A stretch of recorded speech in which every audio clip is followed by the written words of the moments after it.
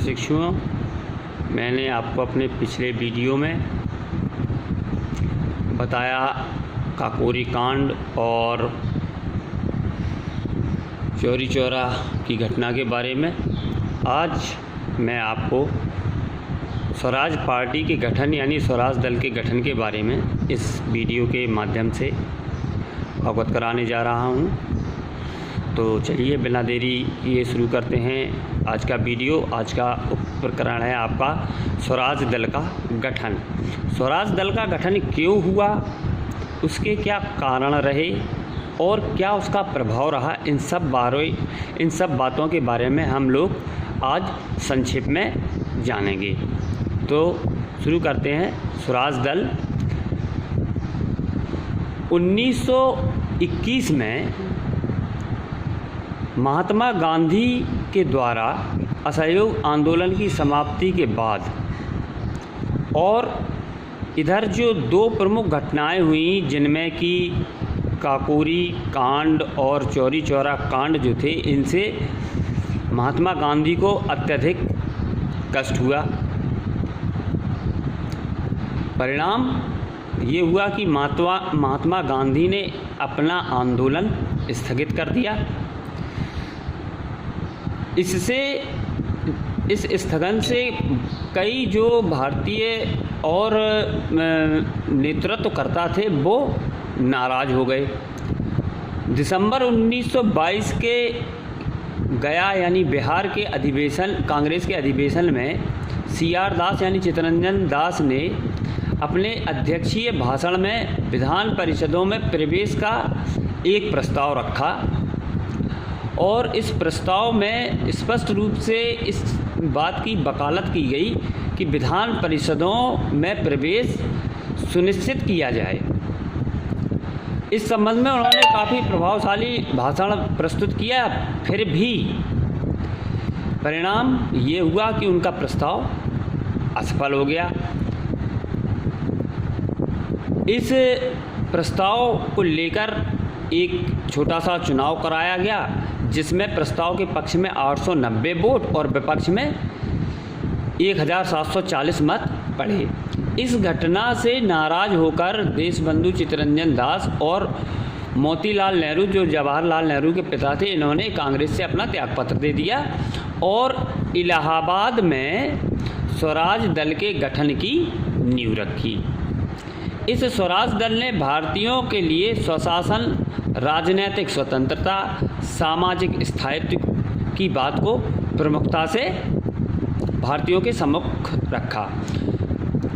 इन्होंने समझाया कि स्वराज से आशय है कि ऐसी व्यवस्था जिसमें अपना स्वयं का शासन हो। इस तथ्य को लेकर भारतीयों से CR दास ने बात की और इसके संबंध में उन्हें समझाया। इस दल ने स्वयं को कांग्रेस का ही एक अंग बताया और इस दल का जो प्रमुख उद्देश्य था वह भी अहिंसा व असहयोग के प्रति अपनी प्रतिबद्धता को लेकर था कि हम लोग जो भी प्रोटेस्ट करेंगे, जो भी प्रदर्शन करेंगे अंग्रेजी सरकार के सम्मुख, वह पूर्ण रूप से अहिंसात्मक और असहयोग की नीति पर आधारित होगा। सितंबर 1923 में स्वराज दल में मौलाना अबुल कलाम आज़ाद की अध्यक्षता में दिल्ली में कांग्रेस का एक विशेष अधिवेशन सत्र बुलाया गया जिसमें स्वराज दल के कार्यक्रमों को कांग्रेस ने मान्यता दे दी। यानी कि कांग्रेस के साथ साथ अब स्वराज दल भी जो है वह स्वाधीनता संग्राम से संबंधित प्रदर्शनों में अपनी भागीदारी सुनिश्चित करेगा। स्वराज दल के नेताओं को विधान परिषद चुनावों के लिए तैयार रहने को कहा गया और हुआ भी यही कि विधान परिषद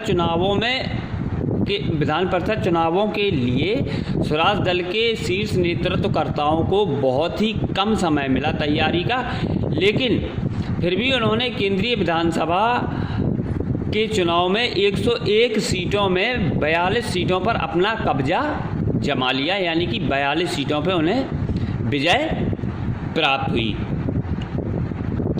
इधर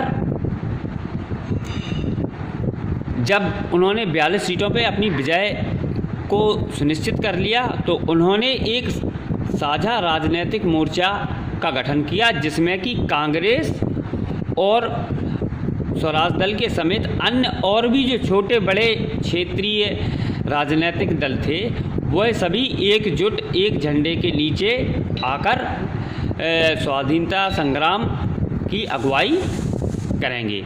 इस दल के जो मुख्य उद्देश्य थे उनमें भारत में स्वराज की स्थापना यानी भारत को स्वराज दिलाना, विधान परिषदों में प्रवेश सुनिश्चित करके असहयोग कार्यक्रमों को अपना सहयोग प्रदान कर गांधी जी के असहयोग आंदोलन को एन केन प्रकारेण सफल बनाना, और जो तीसरा और मुख्य कारण था वो था अंग्रेजी सरकार यानी ब्रिटिश सरकार की नीतियों का विरोध करके सरकारी कार्यों में बाधा उत्पन्न करना। तो स्वराज दल ने भी कांग्रेस का स्वाधीनता संग्राम में पूर्ण सहयोग किया। साथ ही साथ उन्होंने अंग्रेजी सरकार की गलत नीतियों का पुरजोर विरोध किया। इसमें CR दास, चित्तरंजन दास और जवाहरलाल नेहरू के पिता मोतीलाल नेहरू ने मुख्य योगदान दिया।